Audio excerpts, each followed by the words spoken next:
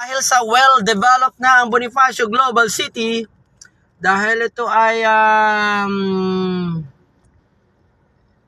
high-end living here in Bonifacio Global City.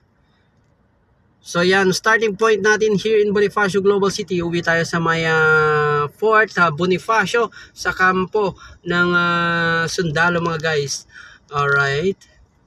So ngayong araw, ngayong gabi pala, araw naman ang nasambit natin mga guys. Ayan. So itutur ko na naman kayo mga guys. Going to Philippine Army Headquarters. Alright. So starting point natin ngayon dito sa may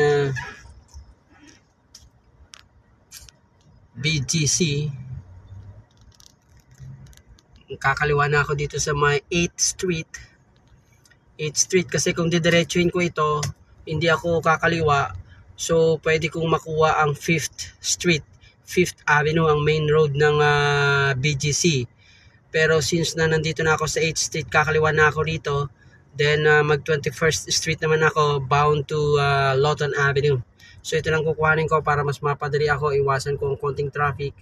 Ayan, dahil dyan sa 5th Street niyan mga guys, mayroong build up dyan. Ayan, itong building niyan ay Aria Plaza, no? Alright. Okay, naka-turn left na ako. Green motion tayo. Ayan, Aria Plaza. Itong napakaganda na condominium na yan. Napakaganda niyan. Okay, so diretso tayo. Dadaanan natin tong Rizal Drive. Straight lane lang tayo mga guys para makapasok tayo sa may roundabout, Rotonda. Ayan, sa may Rotonda dito, sa may 8th Street, 21st, nandyan ang Manila American Cemetery.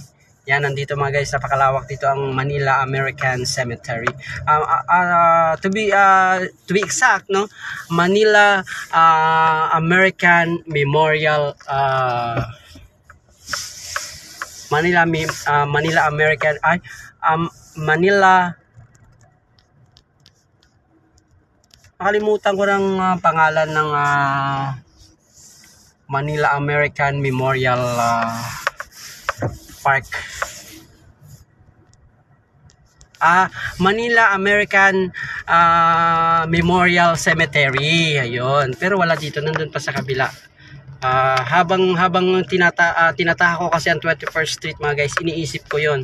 Iniisip ko ang pangalan ng cemetery, no? Manila American Cemetery, Manila American Memorial Cemetery. Yan. So may ginagawa na naman dito sa 21st Drive, may ginagawa na namang building. Alright mga guys, napakaganda talaga dito. So magla-left na tayo somewhere here in this road.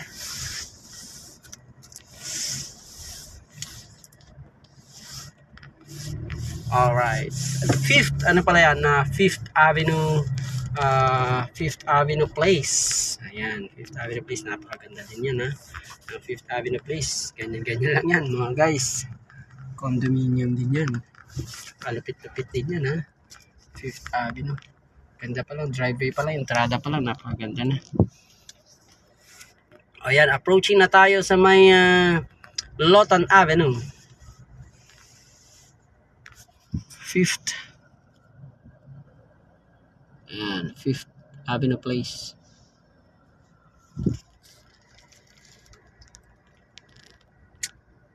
Konting build up in traffic.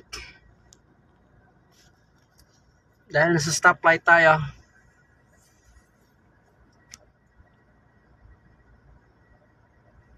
So kayo ba ay pauwi na mga guys? Mag-ingat kayo lagi mga ka-channel.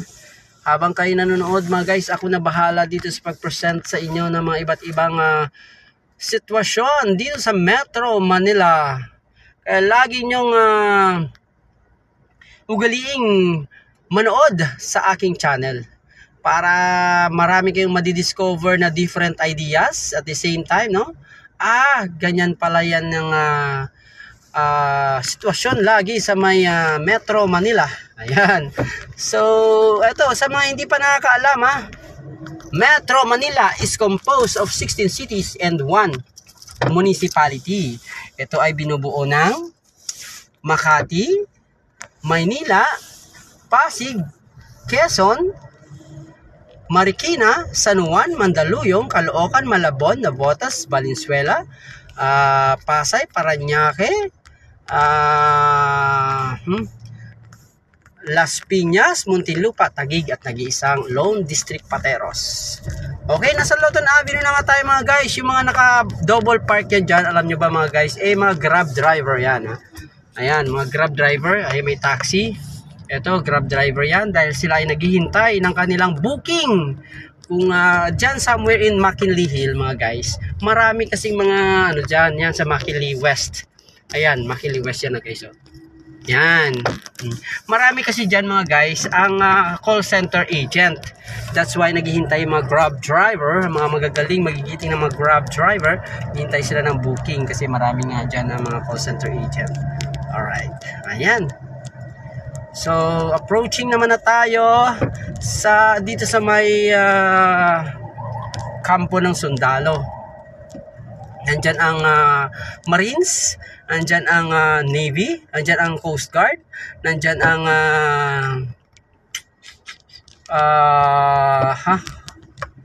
ano pa ba? Nandyan ang Army Headquarters. Nandyan din ang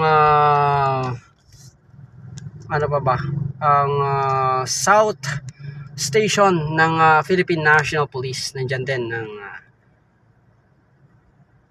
isa sa mga national headquarters ng PNP South. Alright, dyan sa may kampo ng sundalo.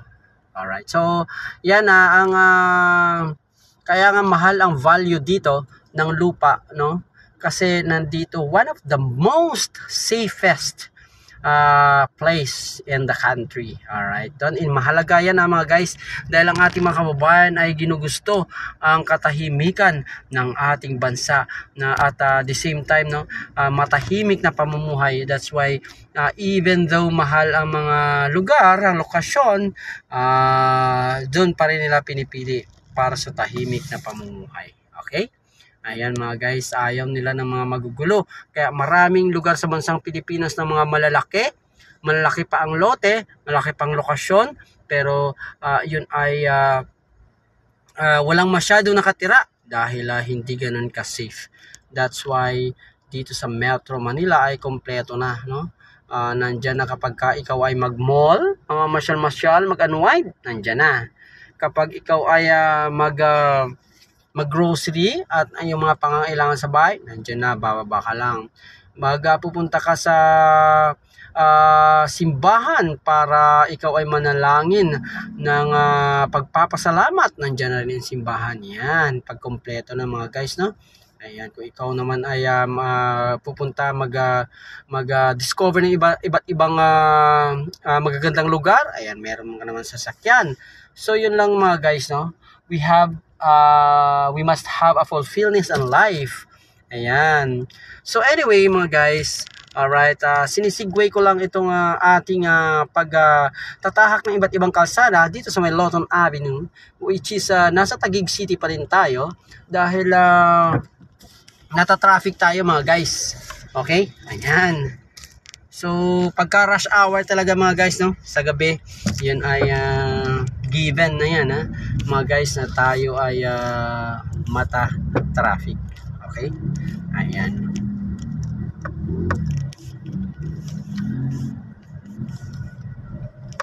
So maraming salamat mga guys. Ito nga kampo ng ito ng sundalo mga guys Ayan, Loton Avenue, kahabaan niya ng Loton Avenue. Dahil mula pa yan sa may doon kagani sa BGC ay kampo na rin yan ng sundalo sa sakupan ng Fort Bonifacio General Headquarters. Alright, so Loton Avenue, napakagandang highway ito Tagus-tagus ito sa Luzon Expressway at sa may Skyway. Ayan, marami ng lusutan dyan kapag nandito nga sa Loton Avenue. Ayan, maraming salamat mga guys. Nandito nga pala sa Taguig just to put on the record, nandito pala magra-rise. Actually, nandyan na, ongoing construction na ang Senate Building of the Philippines. New Senate Building. Ayan. Ang ating mga senador ay dyan na magtatrabaho mga guys sa dito sa may Taguig City, Philippines. Okay? Ayan. Pagkatapos na magtrabaho, syempre pupunta na sila sa kanilang mga condominium dyan sa may BGC, Pacific Plaza, Forbes Park, ayan, Makati, iba't ibang mga mamahaling barangay dyan sa may Makati City. Ayan, dyan nakatira ang ating mga mambabatas, no? Alright, kaya mas malapit, mas maganda, makapag-focus sila sa kanilang mga trabaho. Hindi na nila kailangan ng wangwang, hindi na nila kailangan ng escort pa, backup, malapit na. Okay mga guys, so maraming salamat mga guys. Kakaliwa na ako sa Bayani Road. Bayani Road, kaya nga siya tinawag na Bayani Road mga guys, dahil nandyan ang ating libingan ng mga bayani, ang ating mga kawal ng bansang Pilipinas na nagsilbi sa ating minamahal na bayan, perlas ng silanganan. Ayan, dyan sila. Sila ay nasawi, sila ay nalagutan ng buhay para ipaglaban, magsisilbi sa ating bayang minamahal. Kaya kung kayo ay walang iniisip kung sarili niyang kapakanan, sarili niyang iniisip ninyo, merong mga taong nagbuwis ng buhay para sa ating bansang perlas ng silanganan. Yan ang ating mga kawal na mga sundalong Pilipino. Ayan, and memory of them, ito tinawag na Bayani Road dahil ang endpoint ng mula sa Loton Avenue, mula sa Loton Avenue hanggang dito ang endpoint niyan dito sa may libingan ng mga bayani. Okay? So maraming salamat mga guys. Sana meron na naman kayong napulot na mga konting aral sa pamamagitan ng inyong panonood sa aking channel. Ayan, sana naging productive ang inyong gabi. Have a great night mga guys, and be safe always. It is a duty for every Filipino to serve our country, all for the glory of God. At sa simpleng paraan mga guys, gumawa tayo ng mabuti sa ating kapwa. Dahil habang tayo nabubuhay sa mundong ibabaw, ang lahat ay magiging alaala na lamang kung tayo man ay mawawala na. At kung babawiin na ang ating buhay na iginarantiya sa atin ng ating dakilang may likha. Hanggang sa muli, Philippine Traffic.